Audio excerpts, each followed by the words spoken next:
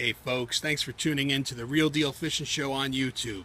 We got a special guest here with us, Kim Stricker from the television show Hook and Look, an underwater aquatic eye-opening experience.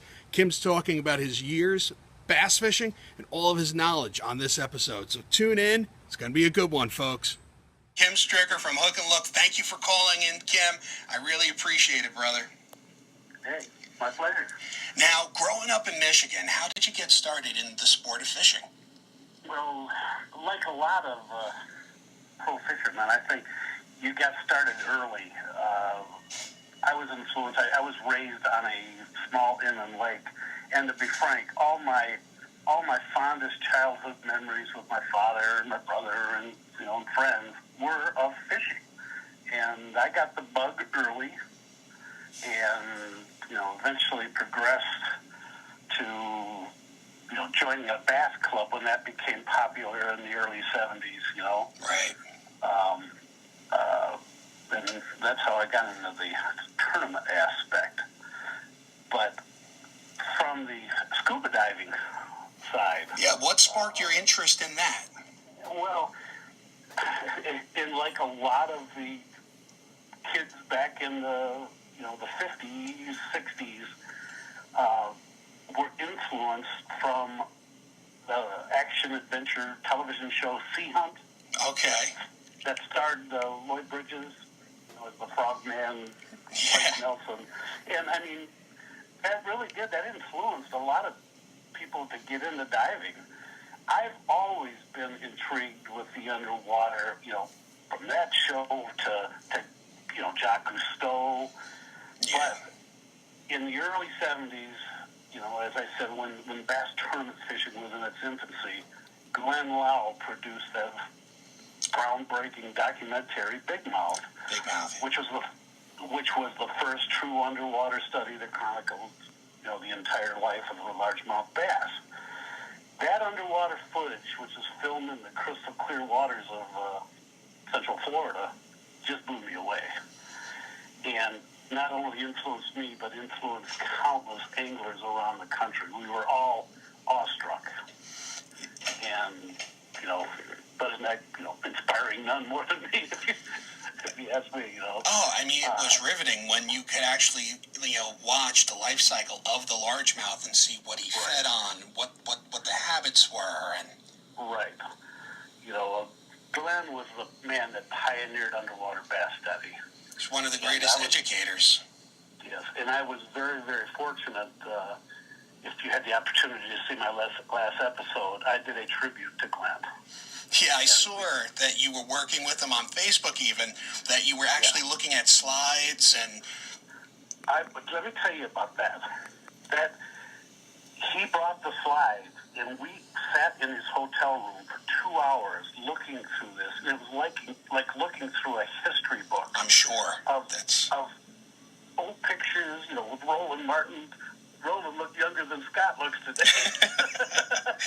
Youngin'. And Rick Kwan and Slim Pickens was a television star or whatever, Right. a movie star. He had shots of him. And, Even Glenn's work with Uncle Homer, Circle. oh, yeah, right. Of course, he had a ton of Homer Circle. Oh. And even Gad About Gaddis. Yep. You remember him, the Flying Fisherman. When I was a kid, that's all that we could get for a fishing show back then, was Gad About Gaddis. But Glenn has worked with all the best, and he's truly an artist.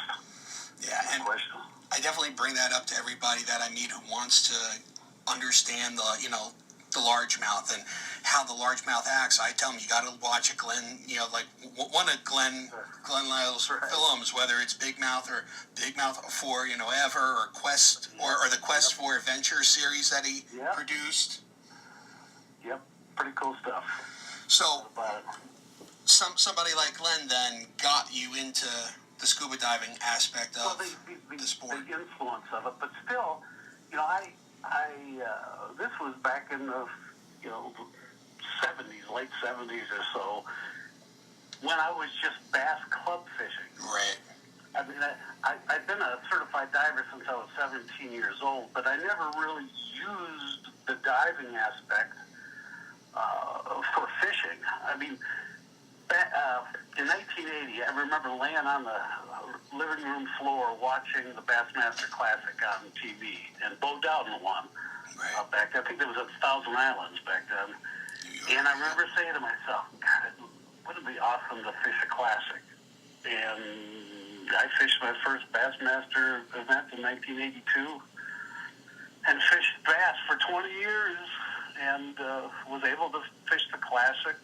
I was fortunate to win the 1994 Michigan Bassmaster Top 100. Yeah. So, but the entire time that I fished tournaments, I still ran a business. I owned a paint manufacturing business. So I juggled the two. I was never able to concentrate 100% on my fishing. Right. But, and then I ended up fishing FLW for like 7 years. But during that period is when I started doing seminars. I produced seminars in the early days I traveled with stacker units for slides. Right. And I put together all these slides, and it was a nice presentation. It was kind of state-of-the-art back then. And then that progressed to PowerPoint. And then I thought, man, I should shoot some underwater stuff.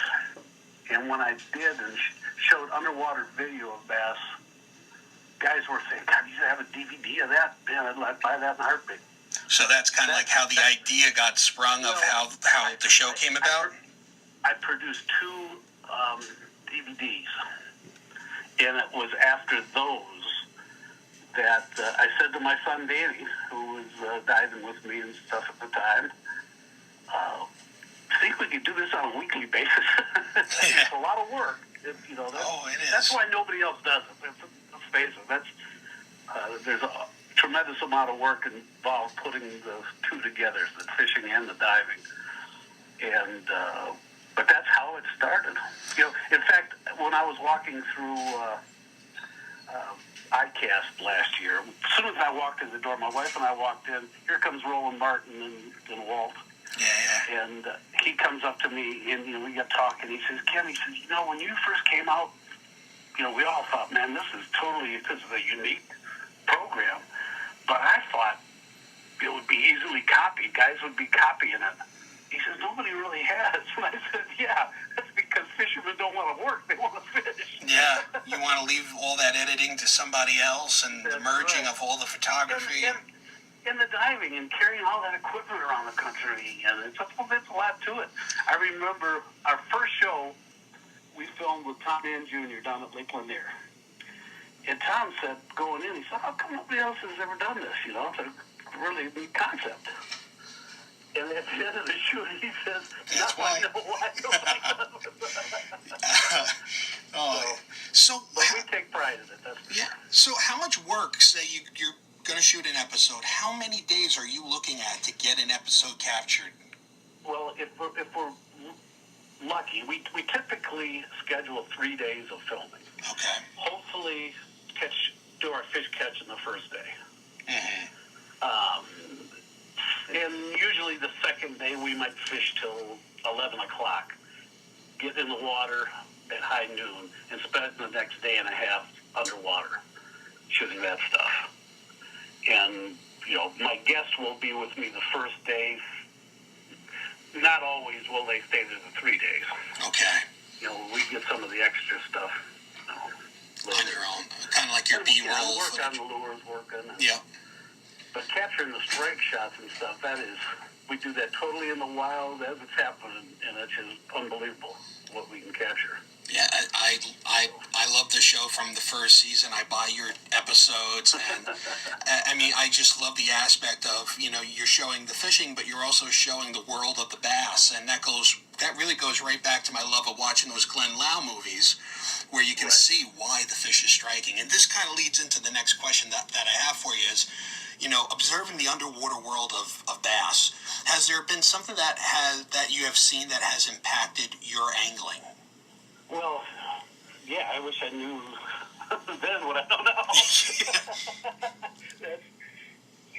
If there was one thing that stood out from the get-go, is there's a lot more fish there than you think. That's usually the case. But, you'll catch fish, and then when we get in the water and dive, we find out, man, how come we're not catching more? There's a lot more fish down there. Right. But we catch what we end up seeing. It's not like we get in the water and find, 8-pounders there, and, everybody says, you see giant stuff. No, we usually see what we catch. The occasional 4, maybe a 5. But, so there's a lot more fish there. well, fisherman's perception is kind of funny, and we all think we know what's going on, and that's not always the case. And one of the main examples I use is that we did a show with KVD.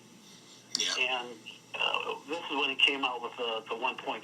That's one of my favorite episodes too, Kim. Oh, you saw that? Okay. Yep. And it blew his mind. Danny got in the water, and all these fish just started showing up, and Kevin was under the impression, we both were, that they just really weren't up on the flats yet. They were there. They just weren't totally committing on that crankbait. If we had thrown a tube or something at the time, we'd probably caught them. But our job was to do something on that crankbait. But to capture that footage of the fish just missing it, and, it was getting their attention, but they just weren't fully committing on it. And I remember how excited that it even made Kevin to actually know about what was happening. He says, man, at first he's going, I got to see this footage, Yeah. Like he didn't believe it. And then he'd see the fish behind his bait, and he goes, he's not kidding me, man. And if the fishermen watch that episode, and they watch the little things he was doing to try to trigger the fish with that bait, the way he'd jerk it and stop it, and sharp jerks, and just things trying to trigger it. There's something to learn from that. Yeah. So, cool. that was a neat episode. Okay. I need to do another show. Yeah, you got to get him out there again. If you could answer something like this, how does seasonal movements of fish impact your fishing?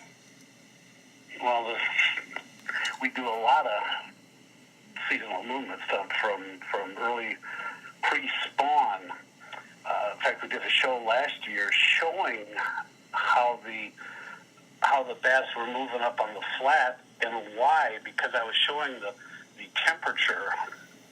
I was using an AquaView that's got the temperature thing on it. Right. That it was 53 degrees up at the edge of the flats and like 56 up on top. But you get down about 15 feet, it'll drop to 44 degrees. And no wonder they're escaping that deep water moving up. So knowing that, and fishermen can use a tool like that, know that, for your presentation in the early spring, you can understand why they're coming up. And when that water starts to warm up, it doesn't take long for it to warm up. They'll come up quick to spawn.